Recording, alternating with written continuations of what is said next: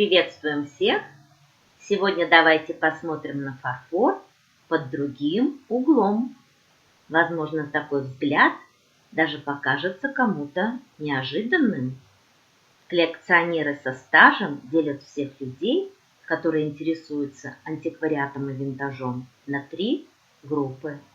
И если говорить о фарфоре, то это интерьерщики, те, кто покупает фарфор, чтобы украсить свое пространство, кто использует фарфор в повседневной жизни.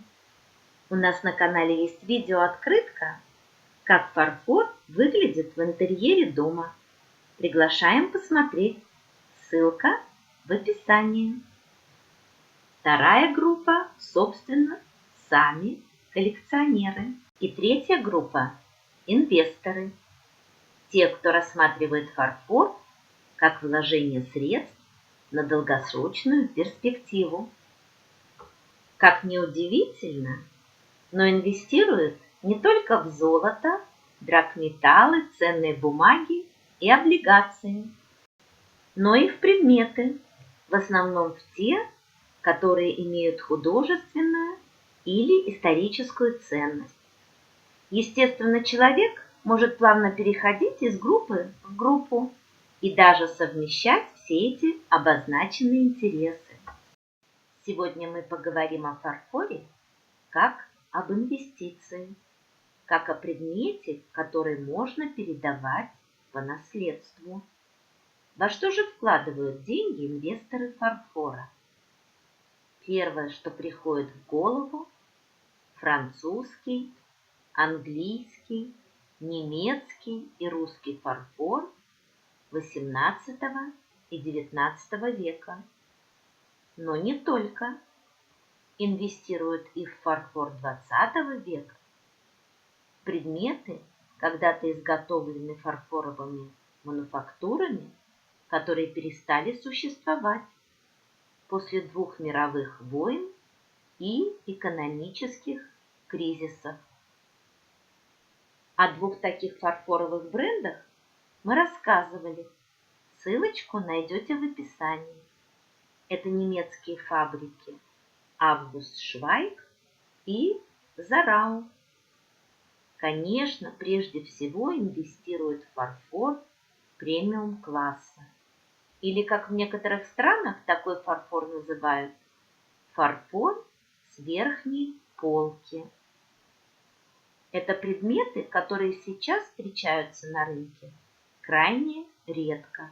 А если появляются, сразу перекочевывают в коллекции. Причем редкие серии, за которыми сейчас охотятся коллекционеры, также изготавливались фабриками, которые сейчас известны своими массовыми продуктами, ориентированными на широкий рынок. Среди них, например, известнейший и многими любимый Розенталь. Давайте вместе полюбуемся на это чудесное коллекционное трио Розенталь серии Помпадур. Оно было изготовлено в 1931 году. Кобальт, золотые драконы, золотое нутро в чашечке. Полюбовались? Теперь давайте взглянем на это трио как на предмет инвестиций. В мае 2018 года на одной из интернет-площадок такое трио было продано за примерно 140 евро. А в конце августа 2024 года в точности такое трио Розенталь Помпадур с декором в виде золотых драконов продано на интернет-площадке примерно за 500 евро. И это не шутка. Вся информация взята из открытых источников. С точки зрения инвестиций можно сказать, что если предположить, как, например, что это трио купил и продал бы один и тот же человек, то на вложенные 140 евро актив заработал плюс 360 евро. То есть примерно 257% за 6 лет и 3 месяца. И это в евро. Да ладно, так бывает? Оказывается, бывает. Причем, если внимательно посмотреть различные интернет-площадки, то можно увидеть, что пример с этим трио «Золотые драконы» не является чем-то сверхисключительным. Да, и обратите внимание, цены на антикварный винтажный фарфор очень сильно выросли после пандемии и продолжают расти. Это данность. Сегодня мы посмотрим результаты аукциона, который проходил на одной из интернет-площадок в Польше. За какие же бренды фарфора идет ожесточенная борьба? И сколько в итоге готовы платить за фарфор на аукционе? Интересно? Сейчас все посмотрим внимательно. Аукцион продлился 6 дней. Конечно, самая активная борьба была в последние минуты аукциона. Итак, первый предмет. Чайное трио XIX века, КПМ, Королевская фарфоровая мануфактура Берлин, ручная роспись, украшенная ювелирным золотом, золото объемное, ощущается пальчиками, и внутри чашки тоже красивый золотой узор. Хорошее состояние. За это чайное трио боролось 11 человек. Стартовая цена 2,5 злотых. Продано за 1445 злотых. Это 339 евро. Второй лот. Чайное трио. Мануфактура Линднер. Кобальт. Золото. Ручная работа. Золотая ручка на чашке. И золотой обод по тарелкам и по чашке. Майсонский букет. Состояние идеальное. Чайное трио боролось 11 человек. Продано за 560 злотых. Это 131 евро. Конфетница диаметром 23 сантиметра, глубиной 7 сантиметров. Это Розенталь, серия Мольер, светло-кремовый цвет и вишнево-красное крытье с золотыми узорами. Состояние идеальное. За конфетницу боролось 8 человек. Продана за 305 злотых. Это 72 евро. Конфетница в форме листа. Это Розенталь. Серия Монбижу. Диаметр конфетницы 24,5 см. Глубина 6,5 см. Ручная роспись. Очень красивая. В зеленом и розовом оттенках. По краю конфетницы золотой кант. Состояние идеальное. За Розенталь Монбижу боролось 14 человек. Продана конфетница за 510 злотых. Это 120 евро.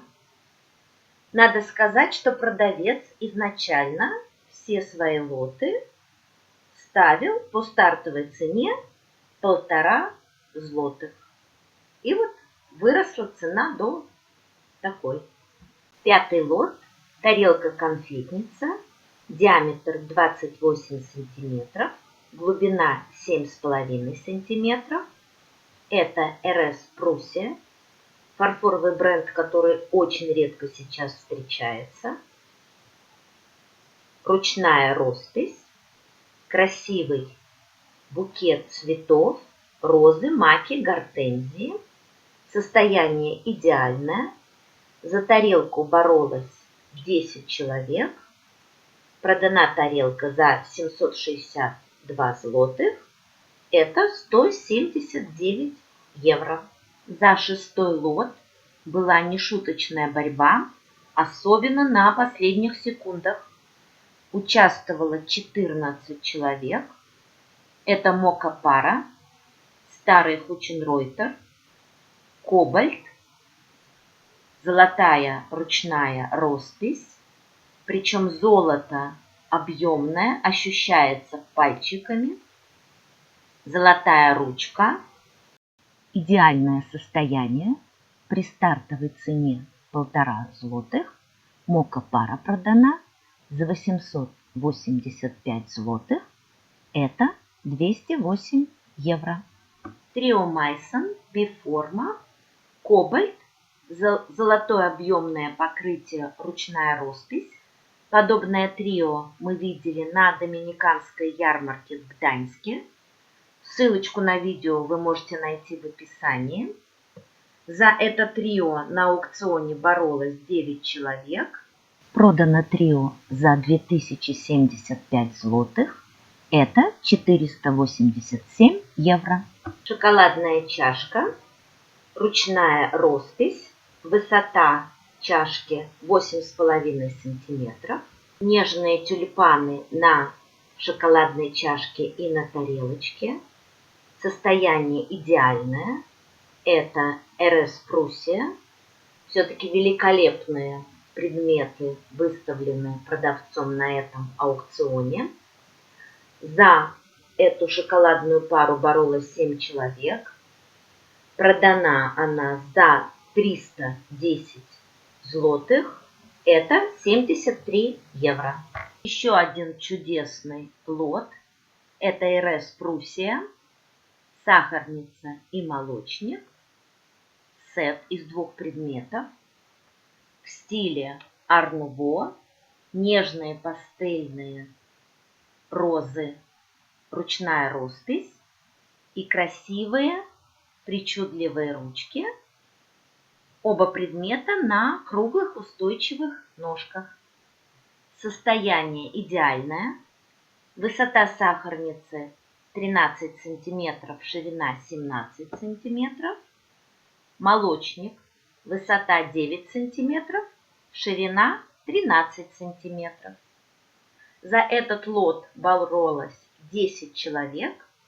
Продан он за 750 злотых.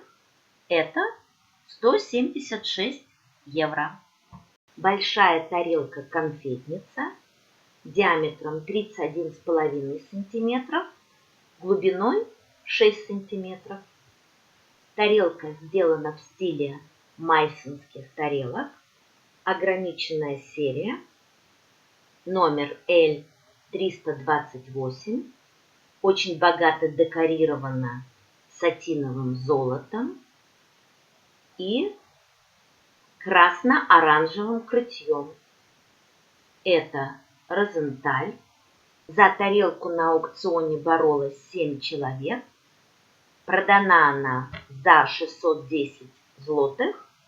Это 143 евро. И последний лот аукциона. Кабаре или минажница. Это Старый Париж. Большая, диаметром 29,5 см, глубиной 10 см. Ручная роспись, густо припудренный край золотом и объемное золото на цветах, которые ощущаются пальчиками. Состояние идеальное.